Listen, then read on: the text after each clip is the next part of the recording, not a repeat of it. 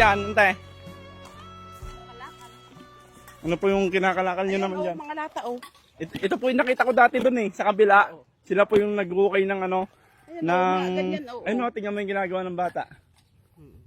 Oh. Pag may dumikit doon sa kanilang, ano po yan, magnet, yun na po yung mga pinupulot nyo. Opo. Bakit po ba yung apo nyo? Wala pong mga magulang? Wala po, patay na po yung nanay niyan. Kayo po ay? Apo nyo po siya? Oo, apo ko lang yan eh. May asawa pa po kayo? Wala. Eh di dalawa lang po kayo magkasama? Mm-mm.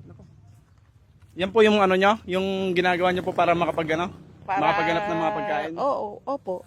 Paano pag wala pong ganyan ay? Di wala na. Sa Kawawa taniman. naman po. Sa taniman. po. Sige nga, kawawa naman tong bata. Yan dito boy. Anong pangalan mo? Anong pangalan mo? Ha? Anong pangalan mo? Mahihain. Ilang taon na ba to, abang? Ate, 5 taon pa. Daycare lang yan eh. Napakainit oh. Baka paano kayo? Nag-aaral pa po siya?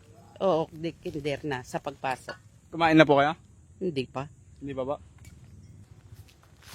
Palit na tayo ng magneta. Tanggapin niyo po itong 1,000 po. Pangkain niyo po. Thank you po ah. Thank you po sir. Uwi na.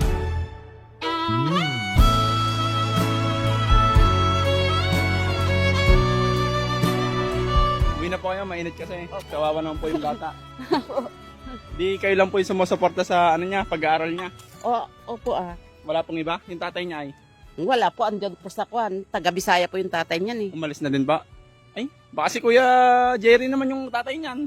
Hindi po, mahilong po ang apelyido. Hindi na po siya ano, hindi na siya inaalala, ganun. Kinukan din kung minsan. Nagpapadala, hindi. Nagpapadala din kung minsan. Pero sapat naman po. Oo. Magkano naman po yung pinapadala niya? 800 lang isang buwan. Sabi mo, sapat na. Eh, nag-aaral pa yan ng daycare. Akala ko po sapat na yung pinapadala niya. Hindi pa ah. Hindi pa? Manawagan ka po, baka magbigay ng 10,000 per day. Kawawa naman po. Palit-lit pa Baka sabihin sinasamantala ko naman yung tatay niya ay. Hindi na po umuwi dito. Matagal na. Hindi. Ay, dito po tayo. Baka mabasa ko. Ayan. Andun ba yung inumin sa likod? Kuha mo ng inumin doon. Baka mabas tayo eh.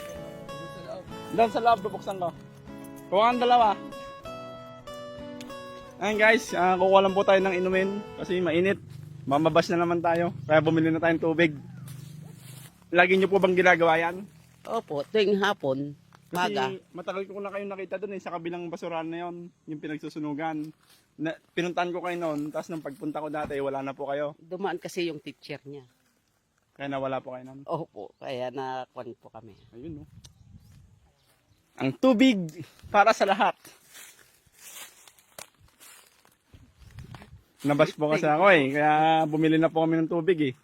Ayan o. Uminom muna po kayo bago namin kayo interviewin. Inom po kayo, inom. Inom ka muna ating, bubuksan ko ah. Buksan mo, para ano, painumin muna natin sila, baka mabas tayo eh.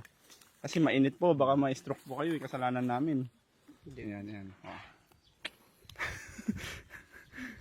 Ayan. Masaya na po ba ang mga nanonood? Dahil nakainom na po ng tubig sila nanay. Ano pong masasabi nyo sa tubig natin? Masarap po ah. Oh. Pwede na po kayong interviewin. Opo. Hindi na napigilan ng bata na uminom.